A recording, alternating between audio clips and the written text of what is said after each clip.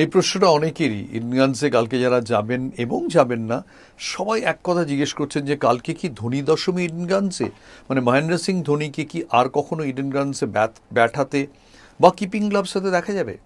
শুনলে খুব অবাক লাগবে।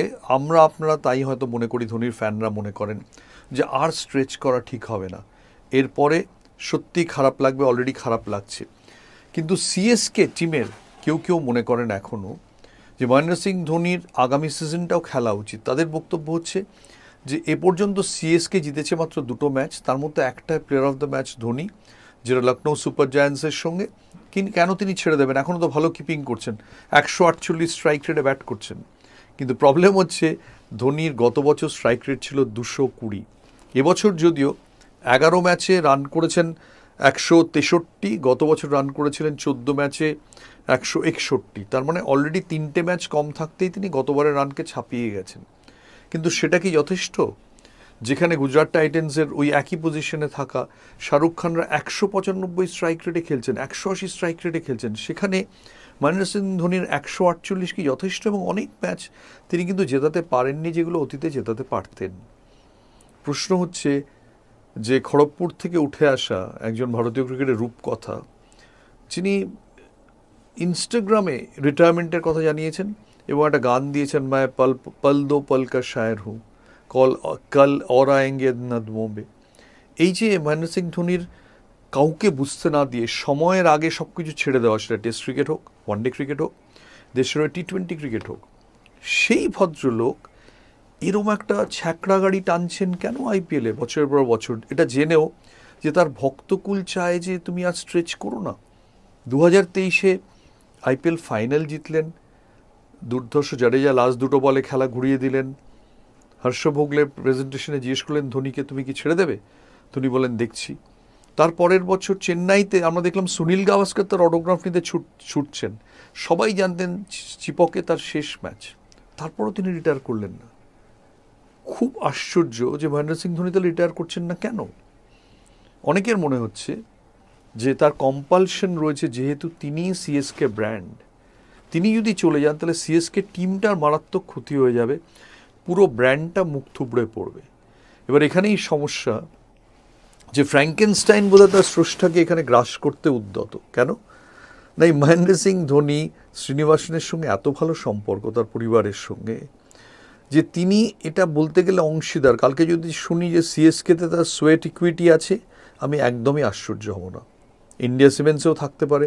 মহেন্দ্র সিং ধোনি ওই পরিবারেরই একটা অংশ হয়ে গেছেন, অবিচ্ছেদ্য। এবং এটার সূত্রপাত অনেক দিন ধরে, এবং স্পেশালি যেভাবে সেদিনই একজন জাতীয় নির্বাচক বলছিলেন যে তারা মহেন্দ্র সিং ধোনিকে অধিনায়কত্ব থেকে সরাতে চেয়েছিলেন ইংল্যান্ড এবং অস্ট্রেলিয়া টানা 8টা টেস্ট ম্যাচ হারার পর। সেই সময় প্রথমে সেক্রেটারি ছিলেন জগদালে, তিনি বলেন যে না, এটা বোধহয় প্রেসিডেন্ট মানবেন না। তখন মহেন্দ্র রমননাথ, রাজা ভেঙ্কট এবং শ্রীকান্ত বলেছিলেন না, আমরা ওকে সরাতে চাই, কাজে আমরা আমাদের ডিসিশন ওকে সরানো। এই সময় দরজা হঠাৎ খুলে যায়, এন শ্রীনিবাসন ঢোকেন এবং ঢুকে বলেন, gentlemen, you interrupted my round of golf. It's a major irritant. And let me tell you that I have to sign and endorse your captain selection. And I will not sign on a dotted paper which says that Mahendra Singh Dhoni has been replaced as a captain and the new captain is so and so.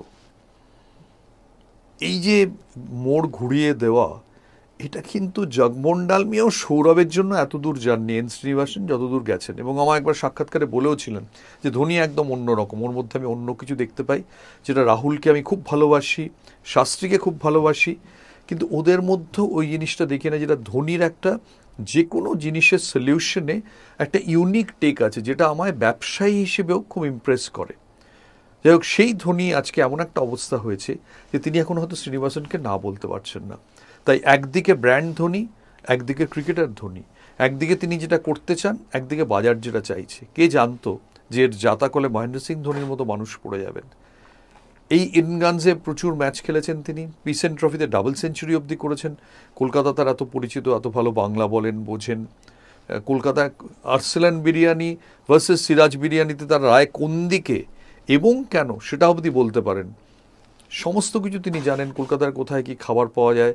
2007 বিশ্বকাপে ওইরকম হারের পর এবং তাকে যখন দেশ জুড়ে ট্রোলিংয়ের চেয়েও বেশি কিছু হচ্ছে, তখন এখানেই তিনি লুকিয়েছিলেন কলকাতায়, রাত্রিরে ভিক্টোরিয়া মেমোরিয়ালের কাছে কালো চশমা পরে বেরোতেন, চা খেতেন গোখেল রোডের ওখানে একটা চায়ের দোকানে, বিখ্যাত চায়ের দোকানে, আবার চলে যেতেন তাজ বেঙ্গলে কিংবা টালিগঞ্জ ক্লাবে।